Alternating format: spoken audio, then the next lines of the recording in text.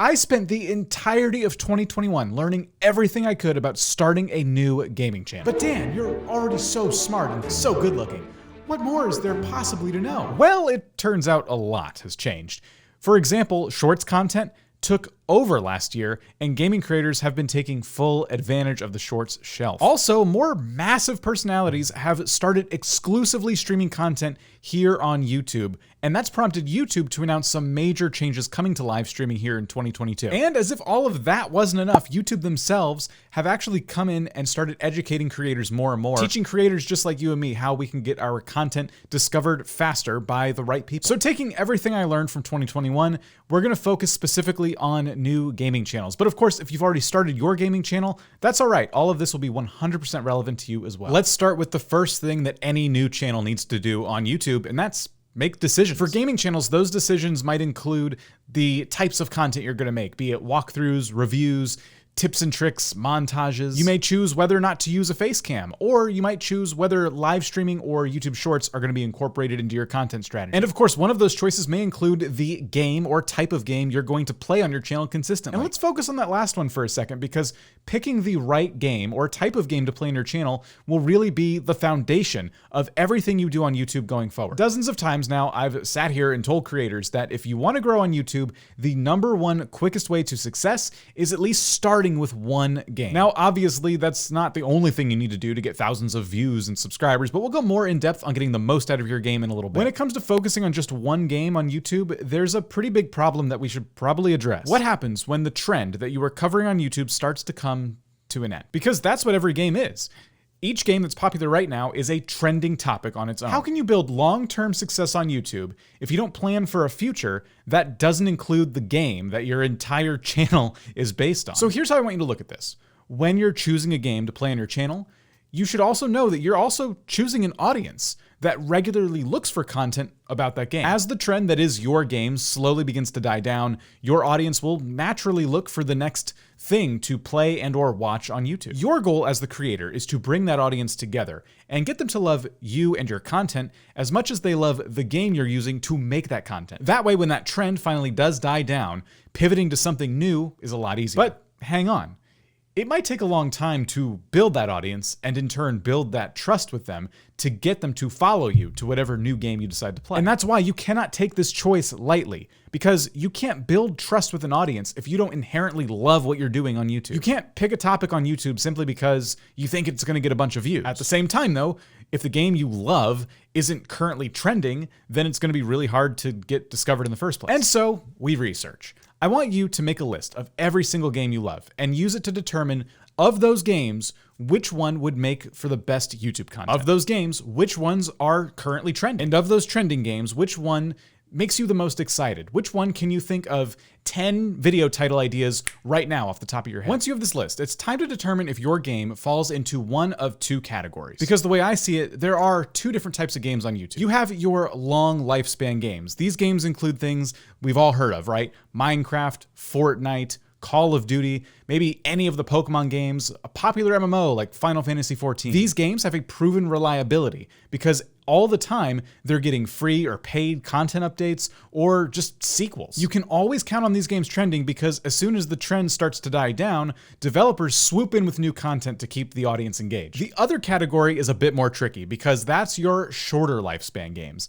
And when you get a new shorter lifespan game, you may not even realize that you're holding a shorter lifespan game. Some recent examples include Cyberpunk 2077 or Among Us, or maybe the Spider-Man games. Of that list, all of those games have an unproven reliability. Take, for example, Google Trends, which shows Among Us actually peaking around October 2020. Even today, Among Us itself still has a presence. It still has an audience. However, when you compare it to a game like Fortnite, you start to discover why it is Fortnite content seems to dominate on YouTube, especially around certain times of the year. Or take major hit games like Spider-Man, which we know is getting a sequel, but not until September of 2023. In my opinion, that's a really long time to keep your Spider-Man gaming channel afloat while you wait for content to come out around the new update. So depending on the type of game you pick, you'll need a different strategy to grow. With long lifespan games, it's really tough because these are the games people think of first when they think about starting a new gaming channel, right? Their popularity keeps them relevant to players and creators alike. Picking one of these games to start your channel around means that you need to get extra creative with ways that you can stand out amongst the crowd. An example from this year would be BlockFacts,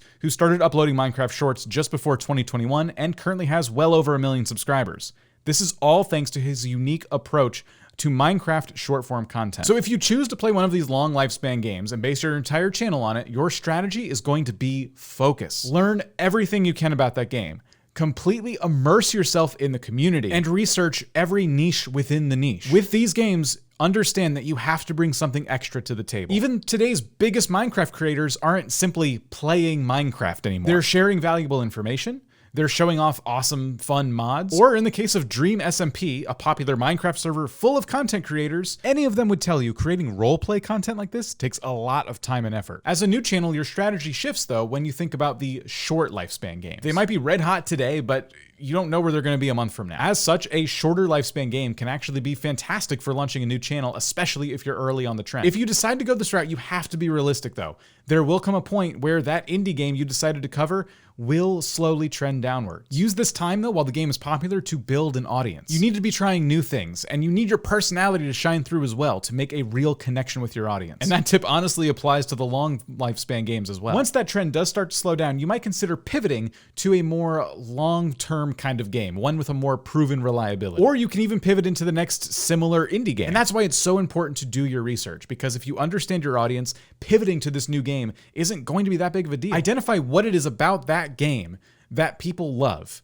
and find the next game that has those same characteristics. But simply swapping to any old game is going to be really challenging unless you've built a strong connection with your audience and they love you and maybe your unique approach to the games that you play. I say that with a very specific example of a channel that I have in mind. This is one of my favorite gaming channels. It's called Let's Game It Out. They're about to hit 4 million subscribers at the time of recording this, and they upload about once or twice a month. When you simply look at their latest videos, you start to notice that they tend to play a lot of different games. And some of the games they play on their channel, such as Prison Simulator, aren't exactly that well known. What makes this channel unique is their tendency to utterly destroy any game they touch. And without even reading the titles, it's kind of clear that's what you're gonna get just by looking at some of the thumbnails. Speaking of their thumbnails, Let's Game It Out's thumbnails didn't always look like this. Today, they complement the titles very well and tell part of a hilarious story. Prior to that though, their pattern was simply using the game's logo and an episode number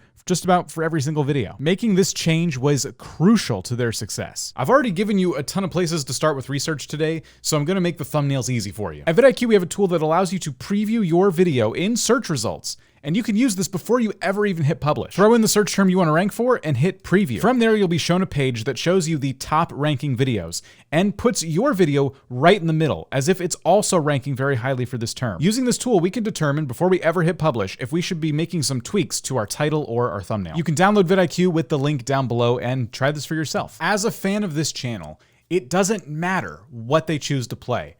I'm always going to watch because of their unique style, what they bring to every single game that they play. It took YouTube showing me about 4, 5, or 6 different videos before I finally started going through the backlog of content that this channel had. So for you to build the most dedicated audience that you can, it's important to have fun while you're on camera. Crank your personality to 11, make it impossible for anybody to click away. Outside of actually recording your gaming videos though, you also need to understand that there's a lot of work to do, both before and after you sit down and record your video. All the creators we discussed today are doing this, or if they wanted to, could do this as a full-time job, but there is an element of every job that is inherently work. No matter what you do on YouTube, or how well you apply any of the advice we give on this channel, you won't be an overnight success. That's simply not how it works. Starting a gaming channel or any type of channel on YouTube is going to take time, effort, and patience. You need to be willing to try new things as you make videos. Then you need to learn from those videos whether or not they performed as you had hoped they would. And then you take everything you've learned, apply it to your future videos, and strive to improve even just 1% with every video you post. And that's all well and good, but for any of this to work, you need to find your audience. And that's why I want you to watch this video next, because in it, I break down the steps that you need to take in order to get your content discovered by the right people.